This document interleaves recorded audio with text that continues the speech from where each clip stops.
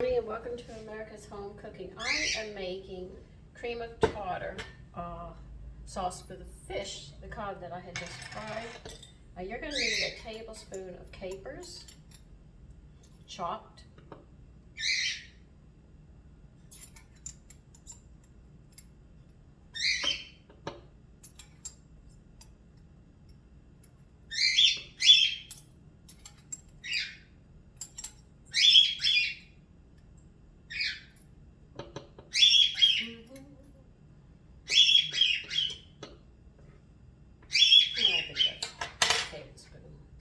Definitely need something small to get them out of these little bottles. And you're just going to chop them up a little.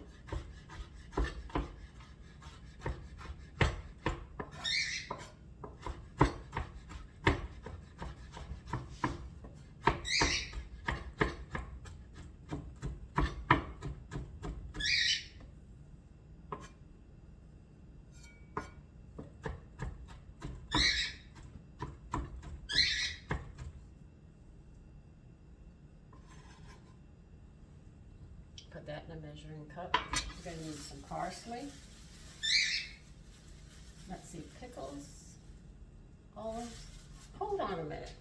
I think I forgot one of the ingredients. Hold on. I forgot the olives. I'm using olives with pimento.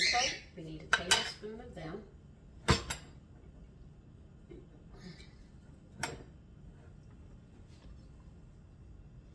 We'll slice and chop these up.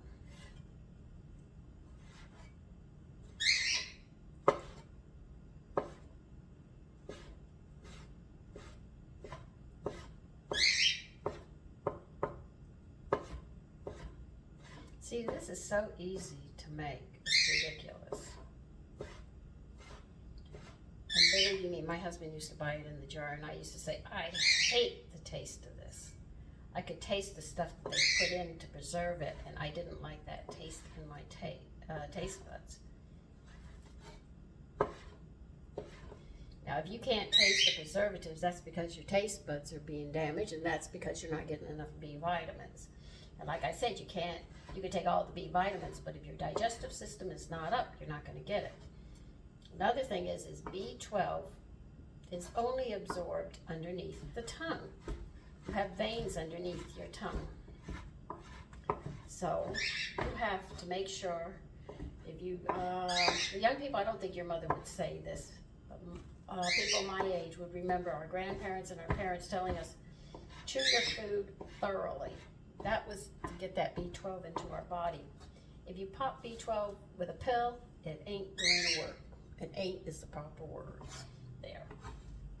What you have to do is, if you're going to take a supplement of B12, you've got to make sure you get the other Bs first, and then you take that B12 and you put it under your tongue and you let it dissolve there. That's the only place that you're going to get it, is underneath there. So you see, your digestion doesn't go into your stomach. It starts long before it gets down there. As soon as you put it into your mouth, it starts. Because the saliva in your mouth are enzymes that start, as you chew the food, starts breaking it down. People don't think about that, but that's where it starts. So when you're angry and you come to the dinner table, you're not going to chew the food. You basically swallow it, and you're not getting all the nutrients and stuff you need. And on top of that, you're going to have an acid stomach. Because you're angry, you're spilling a lot of acid into your stomach, which are actually enzymes for food. But your stomach is in knots, spilling all this acid into it, then you end up with acid reflux. This is why it's told that you don't come to the dinner table angry. You're supposed to put a tablespoon of everything, by the way, except for the mayonnaise. So as I'm chopping, it's a tablespoon of everything.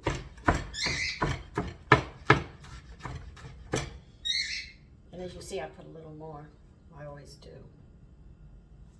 All right, now I'm going to have to go get some dill pickles, because I've got to go climb them and get them.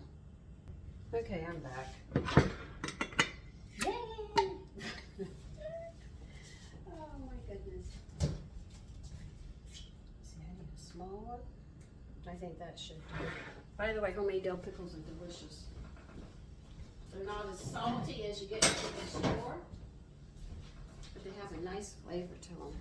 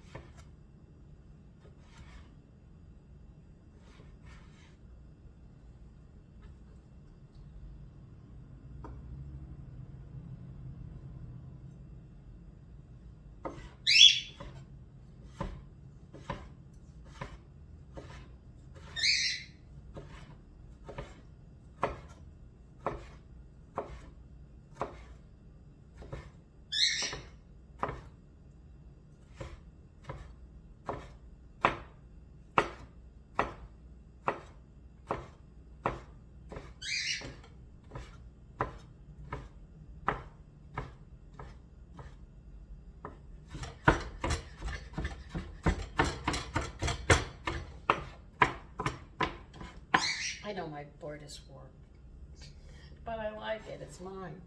What can I say? All right, now you're going to add a cup of mayonnaise in here. I'm just going to add the mayonnaise that I have left.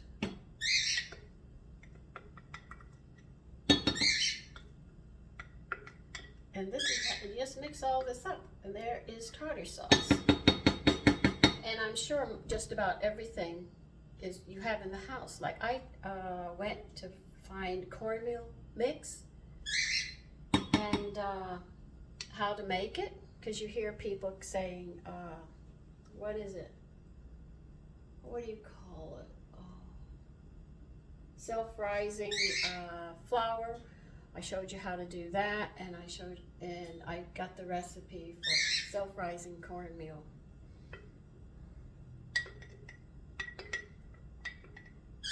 And I know you have everything in the house, so why would you buy it when you sit there and you could take 5 minutes of your time and make it and save yourself some money, because it's already in the house.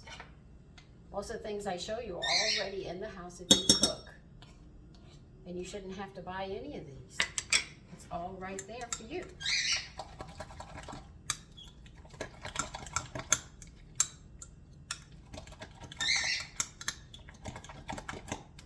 That is cream of tartar sauce. That's how easy it is to make. Yeah, I got a cup here. Oh, God. It has better flavor. And you don't have that aftertaste. I don't know what preservative they use in it, but I can taste it. So you'll have your fresh one right there. So as you can see, women used to make their mayonnaise, and then they chop up and make their tartar sauce. If they wanted to make certain things, they sat there and made the ingredients and stored it, and it was already there pre-made, and they already had it made, instead of having to go to the store and paying the companies to do this. But you don't know what they're doing to the food that you're buying from them, and you have to be careful. You really do. And even being as careful as you are, some will get through unless you, I can't even tell you, because farmers are trying their best to keep the food as healthy as possible. The government with the Agriculture Department Management, I remember when they came into play, and my father said point blank, when they went into play, he said, you watch it, farmers are going to lose their rights. And sure enough, 5-10 years later, because I was a little girl when I heard my parents talking about that, when the big government with the ADM was coming out. And what happened is that my girlfriend, she was on a farm, and every day she had peanut butter and jelly sandwiches, and that's all she had was a peanut butter and jelly sandwich, and that was her lunch every day. And I said, Debbie, you're a farmer, right? And she said, yeah.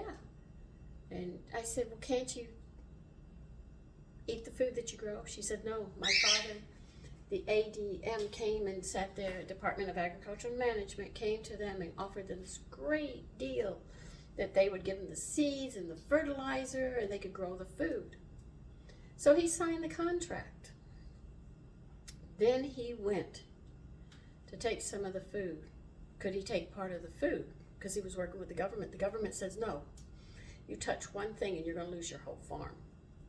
So he couldn't even plant seeds in another patch or somewhere else on the farm because he actually signed the whole farm over. And this is how the ADM got into control of foods. Before, you could go to the farmer and you could get really, really good deals because he wanted to sell his crop and you could pick it up. I remember my mother would pay $1 for a big basket, and we'd get a little hand shovel, and the farmers would say, go get what you want, you know. Or if we sat there and we saw nuts, we would go to the park and we could just pick them up right up off the ground. But since the ADM has come into controlling the food, we can't do these things anymore. So now farmers are having to go a different route. They'll say, look, if I'm a dairy farmer, I can give you cheese and milk, and you're growing wheat. Can we make an exchange? It's a barter system they're doing now, trying to get away. But if you're not part of that barter system, you have to deal with what you can get, which is very frustrating. I tell people, if you have a yard, grow some food. I grow it, but everybody eats it. I mean, between the squirrels, the raccoons, the gophers, they're not leaving me much of anything. They might leave me one Swiss chard. One time they left me 2 cherries. I mean, the birds, I mean, I had to fight to get 2 cherries off my cherry tree. They would not let me have one. The only thing they give me is my raspberries and blackberries. But don't give them the boysenberry. I mean, the gopher was there, and I tried to pick boysenberry. He said, you're not having them. And I said, dang, I plant them, I'm feeding them, and I can't even eat them. So that's who's eating all my food. Well, anyway, I tried my best. But anyway, that's what's been going on with our food and stuff, and you should be aware of how our government is taking over and taking it away from the farmers unless we give this power back to these farmers to sell to the American people and stuff, because our standing rib roasts, which were not $6-9 a pound, were much cheaper, and we could buy them and do quite well. And eggs were not the price they were today. I mean, they were less than $1 in milk. And when I came up here, when my husband brought me up here to New York, the milk was $1.29. It's $5 now. Anyway, take care. Be careful with your health. Bye-bye.